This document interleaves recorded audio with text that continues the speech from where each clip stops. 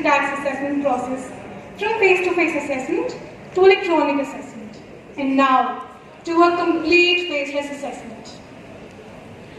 On 13th August 2020, our Prime Minister, Mr. Narendra Modi, launched the Transparent Taxation Honoring the Owner's platform, which covers the following three areas: faceless assessment, faceless appeals, and taxpayers' charter. All three together contribute to a robust system for the taxpayers.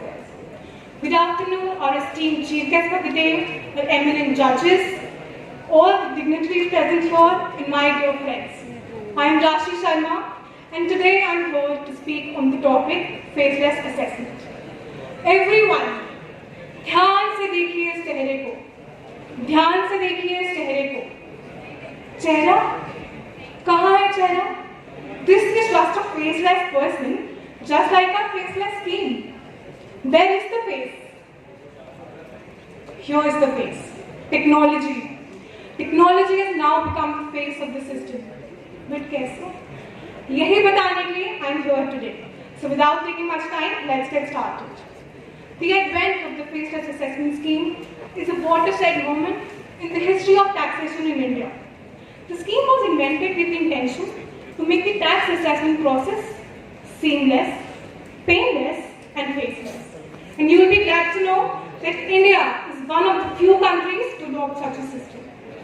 But the obvious question that follows here is, how was the tax scenario before the introduction of the scheme? So back then, taxpayer's case was selected for assessment through a system, manually or based on certain information available with the income tax department. The assessment was then conducted by the jurisdictional tax officer. Note, jurisdictional tax officer. So the limitations that were attached with such a system involved sitting across with the table with the tax officer, providing details and clarifications from time to time, coupled with multiple visits to the tax office, endless waiting hours, late sittings, and a lot more. So in order to overcome these limitations, it was necessary to transform the assessment mechanism to enable transparency, efficiency, accountability, and optimal utilization of technology. So this initiative by the Government of India is a step in the right direction. Now let's understand the structure of the scheme. At the top, we have the National Faceless Assessment Center, which is located in Delhi and headed by Principal Chief Commissioner of Income Tax. Now this is the centralized body which is responsible for the overall conduct of faceless assessment proceedings. Under it, the CBDT has set up regional faceless assessment centers across 20 cities in India. Now under the regional center, we have 4 units: the assessment unit, the verification unit, the technical unit, and the review unit. Each unit has specific and important role in the process. So this was the basic structure. Now let's go deep and understand the functions of these elements. Please note, for convenience, I will be referring National Faceless Assessment Center as National Center and Regional Faceless Assessment Center as Regional Center from now on. Alright. So the National Center is considered to be the main gateway of communication, which means all the communication taking place between the assessee and the Income Tax Department will take place through the National Center electronically. Also, as a matter of fact, any of the units can neither contact each other nor the assessee directly. The exchange will take place again through National Center electronically. So this justifies one of the important features of the scheme: no human interface. Instead, as I mentioned earlier, technology has become the face of the system. Now let's understand the functions of the units. The assessment unit. The assessment unit is responsible for conducting assessment proceedings. Broadly speaking, it will identify issues that are material for determination of tax liability or refund. It will seek information or clarification on issues identified and will analyze the same furnished by the taxpayer or any other person. And most importantly, it will prepare the draft assessment order. The draft assessment order and not the final order, and shall send the same to the National Center.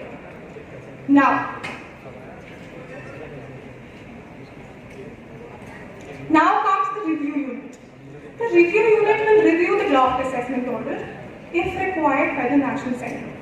It will check whether relevant and material evidences have been put on record or not, points of fact or law have been incorporated, applicable judicial decisions have been considered, and will also verify arithmetical accuracy in modifications proposed. The third unit that we have is the verification unit. The verification unit carries out inquiries, cross-verification. It will examine the books of accounts and witnesses and record statements through video conferencing. Lastly, we have the technical unit. And as the name suggests, technical unit will provide technical assistance or advice on accounting, legal, forensic, valuation matters, and for that matter, even on data analytics, transfer pricing as may be required. So by observing the functions of these units, we can conclude that they have been set up to provide a flavor of expertise in the assessment proceedings, thereby making it evident that this scheme will provide functional specialization through team-based working. Please note that. Now comes the most important part of the topic, the procedure, the ecosystem of the scheme. Here is the flow.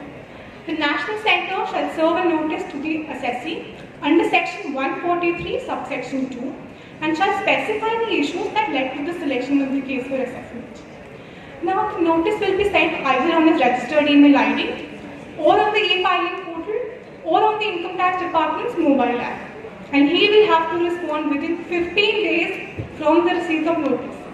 If response is not submitted, the National Centre shall serve a show cause notice under section 144 as to why the assessment should not be made under section 144. Or the National Centre will intimate the assessee that the assessment will be completed as per the scheme if the assessee has filed return of income under section 139 or in response to notice under section 142 subsection 1 or 148 and AO issued notice under section 143 subsection 2. Or if he has not filed return in response to notice under section 142 subsection 1. Or if he has not filed return in response to notice under section 148 and notice under section 142 subsection 1 issued by the assessing officer. So, now the case has been selected for assessment. Now the National Centre will assign the case to any assessment unit in any regional centre through automated allocation system. Now here is the main catch. Case selection and case allocation will be done by the system using data analytics and artificial intelligence, which means the taxpayer has no discretion in selection of the case. Now this is where we get to witness an important feature of the scheme, dynamic jurisdiction, meaning the assessee may be someone from Delhi, the assessment unit may be in Ahmedabad, the verification unit may be in Chennai, and the technical unit may be in Kolkata. So this is the beauty of the scheme. Now, the assessment unit will look into the case and if it feels necessary, may ask for information or clarification from the assessee through National Centre electronically. Also, if the assessment unit wishes to seek advice or assistance from the technical unit or the verification unit, it may do so again through National Centre electronically. Now, the assessment unit will prepare the draft assessment order based on the information available based on the information collected during the assessment and inputs received from the verification unit and the technical unit, and shall send the same to the National Centre.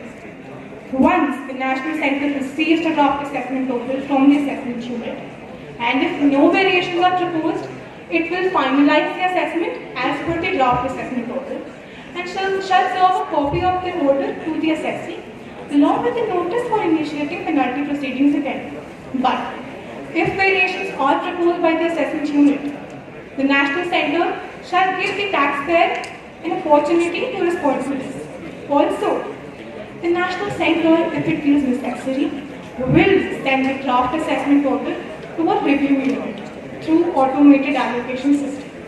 Now the review unit will perform its functions, and if it concurs with the draft assessment order, then there is no issue. However, if it provides certain suggestions, then the National Centre will send the draft assessment order along with these suggestions to an assessment unit other than the assessment unit that made the draft assessment order. Now, this assessment unit will look into the matter and shall send the draft assessment order to the National Centre. Once the National Centre serves the final assessment order to the assessee, along with the demand of refund notice and notice for initiating penalty proceedings if any, the assessment comes to an end. And the National Centre will transfer all the records to the jurisdictional tax officer. Also, please note, at any stage of the assessment, the National Centre can, if it considers necessary, transfer the case to the jurisdictional tax officer, but with the approval of CBDT. Now, the name of the scheme is faceless assessment. Means no physical element involved, right? So, do you think that the assessee will be given a chance of personal hearing in the scheme? The answer is yes. The assessee may request for personal hearing to make oral submissions. And if CCIT, that is Chief Commissioner of Income Tax, perceives the request to be genuine, he may allow for personal hearing. Now, personal hearing in the scheme will take place through video conference. But wait, the assessee will be able to see won't be able to see the tax officer, but the tax officer will be able to see the assessee to judge his reaction on the questions posed. But ऐसा क्यों? क्योंकि कहते हैं ना, पर्दे में रहने दो, पर्दा ना उठाओ, पर्दे में रहने दो, पर्दा ना उठाओ, पर्दा जो उठ गया तो कनेक्शन बन जाएगा. On a lighter note, here you have no chance of making any sort of connection with the tax officer. So this will all about the ecosystem, the procedure of the scheme. Now it's been a year since the scheme got implemented, and lately, Confederation of Indian Industry, that is CII, conducted a survey to know the industry views on the effectiveness of the scheme, which revealed overwhelming support. The results are on your screen. The results reflect a timely and successful bringing of the scheme. But there are some bugs that need fixing. The system needs to get rid of few technical glitches. Sometimes the assessee faces difficulty in uploading information, documents, and sometimes video conferencing facility is not available. Representations have been made to the Income Tax Department to solve these concerns. But in order to make the scheme more successful and more powerful, the government needs to have a robust IT infrastructure which has the capability of handling bulk online submissions and resolve real-time technical glitches. Also, we need secure communication channels for better implementation of the scheme. Considering the paucity of time, I'd like to conclude here by saying that we, the present chartered accountants and the future chartered accountants, are partners in nation building. We should resolve to stand by the government and country at large, making the scheme grand.